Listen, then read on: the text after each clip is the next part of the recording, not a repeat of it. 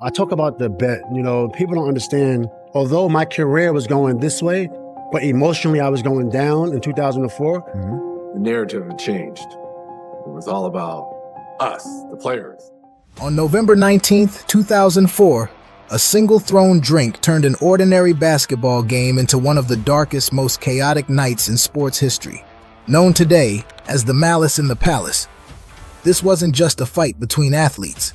It was a full-blown brawl that blurred the line between players and fans, shocking the world and forever changing the NBA. The 2004 Eastern Conference Finals, and it turned into one of the most infamous moments in NBA history. With fists flying, chairs thrown, and fans storming the court, this moment exposed the raw emotions and dangers lurking just beneath the surface of professional sports. But what exactly led to this unprecedented eruption of chaos? And how did it come to define an entire generation of NBA players? From the corner of my eye, I see it coming. To truly grasp the magnitude of the Malice at the Palace, we need to first understand the simmering rivalry between the Indiana Pacers and the Detroit Pistons, a clash that defined Eastern Conference basketball in the early 2000s. These weren't just two competitive teams, they represented two distinct identities in the league. The Pistons, the reigning NBA champions, were known for their suffocating defense and gritty, hard-nosed play. They had embodied a no-easy-baskets mentality that harkened back to their infamous Bad Boys era. When the Pistons got rid of Rick Mahorn, Detroit claimed they also got rid of that bad boy label. Meanwhile, the Pacers, led by Ron Artest, Jermaine O'Neal, and a veteran Reggie Miller, were hungry to prove they were more than just contenders. They wanted to be champions. This rivalry wasn't just about basketball, it was personal. The Pacers had been eliminated by the Pistons in the 2004 Eastern Conference Finals, a bitter series that ended their championship hopes. For Indiana, every matchup with Detroit was a shot at redemption, a chance to assert their dominance. And for the Pistons, it was about defending their title and showing they were still the top dogs in the East. Each game was physical, emotional, and highly charged. Players threw themselves into every possession as if the season depended on it, and the tension often spilled over into heated confrontations. On November 19th, 2004, the stage was set for yet another chapter in this contentious saga. Fans packed the Palace of Auburn Hills, anticipating a battle of epic proportions. Early on, the Pacers dominated, outplaying the Pistons and sending a message that they were not backing down this season.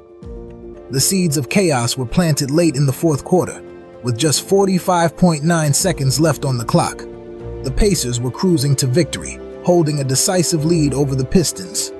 For most teams, this would be the moment to wind down, let the game end, and head to the locker room. But in a rivalry as fierce as this, there was no such thing as easing up. Ron Artest, a notorious defender and one of the league's most polarizing figures, committed a hard foul on Ben Wallace, a towering and physical presence for the Pistons. While the foul itself wasn't outrageous, the timing and context made it a spark waiting to ignite the fire. Unbeknownst to most at the time, Ben Wallace was carrying the emotional weight of a recent tragedy. Just 10 days earlier, his brother had passed away from brain cancer. The grief, combined with the frustration of the game's outcome, left Wallace already on edge. Artest, surprisingly, chose not to retaliate in that moment. Known for his volatile personality, he backed away, laying on the scorer's table in what seemed like an attempt to defuse the situation. But Wallace, still overwhelmed with emotion and anger, wasn't done. He continued his tirade, throwing a towel in Artest's direction as players from both teams rushed in to intervene. The court became a chaotic scene as referees, coaches, and teammates scrambled to restore order. The sight of Artest lying on the scorer's table, seemingly detached from the chaos around him, was a brief calm before the storm. As Ron Artest lay on the scorer's table, trying to keep his cool amidst the chaos, something unexpected happened. A drink, hurled from the stands, struck him square in the chest. In that split second, everything changed. Artest, already tense and provoked, sprang to his feet and charged into the crowd, heading straight for the fan he thought was responsible. What followed was absolute mayhem. players from both teams tried to follow Artest into the stands, either to back him up or to pull him out. Fans, shocked but emboldened, began to fight back, and suddenly, it wasn't just Artest involved. Steven Jackson, one of Artest's teammates, joined the fray, exchanging blows with fans as the entire arena descended into chaos. As Ron Artest and Steven Jackson fought their way through the crowd, the chaos only intensified. More fans got involved, some trying to confront the players, while others threw objects from a distance, escalating the situation with each passing second. Jermaine O'Neal, another Pacers player, rushed in, throwing a powerful punch at a fan who had made his way onto the court. The line between fan and player was gone. In that moment, it was pure survival. Security struggled to regain control as players, coaches, and staff tried to contain the situation. Finally, after what felt like an eternity, order was slowly restored, but the damage had already been done. The brawl had spiraled so far out of control that the NBA and the world watched in disbelief. And as the dust settled, everyone knew that severe consequences would soon follow. The day after the brawl, the NBA found itself at the center of a media storm. Clips of the fight were everywhere, on TV, in newspapers, and all over the internet. Fans and analysts debated who was at fault, and the public outcry was immediate and intense. The NBA's reputation had taken a major hit, and Commissioner David Stern knew something had to be done to restore the league's image. The penalties that followed were some of the harshest in NBA history. Ron Artest was suspended for the remainder of the season, 86 games, the longest suspension ever handed down for an on-court incident. Steven Jackson, Jermaine O'Neal, and several other players received lengthy suspensions and heavy fines. Altogether, players lost nearly $11 million in salary. But it wasn't just the players who faced consequences. The NBA also implemented new security protocols, stricter rules on fan behavior, and changes to prevent any future incidents from reaching the same level of chaos. The impact of the Malice in the Palace didn't just end with the suspensions and fines. The fallout from the fight derailed what could have been the Pacers' best chance at a championship. This was particularly devastating for Reggie Miller, who had been the heart and soul of the franchise for nearly 2 decades. Miller, in the twilight of his career, had come so close to winning an NBA championship before, and 2004 felt like his best, and possibly last, shot at finally capturing that elusive ring. With the team crippled by suspensions, the Pacers fell short of their championship aspirations. Miller retired the following year without ever winning a title, leaving a bittersweet mark on an otherwise legendary career. Jermaine O'Neal was one of the NBA's premier big men during his time with the Indiana Pacers. Known for his dominant presence in the paint, O'Neal was a 6-time All-Star and a key figure in the Pacers' success during the early 2000s.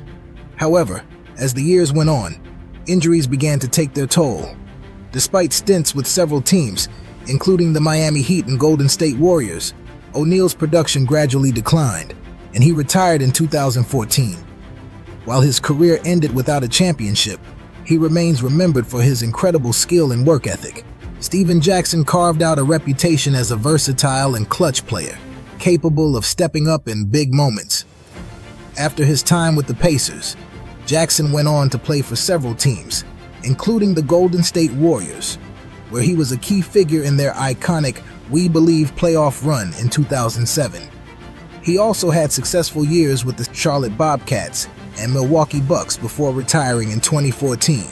Jackson may not have added another championship on top of the one he won with the San Antonio Spurs in 2003, but his leadership and fiery competitive spirit were evident throughout his career. Ron Artest, who later changed his name to Metta World Peace, had one of the more unique career arcs.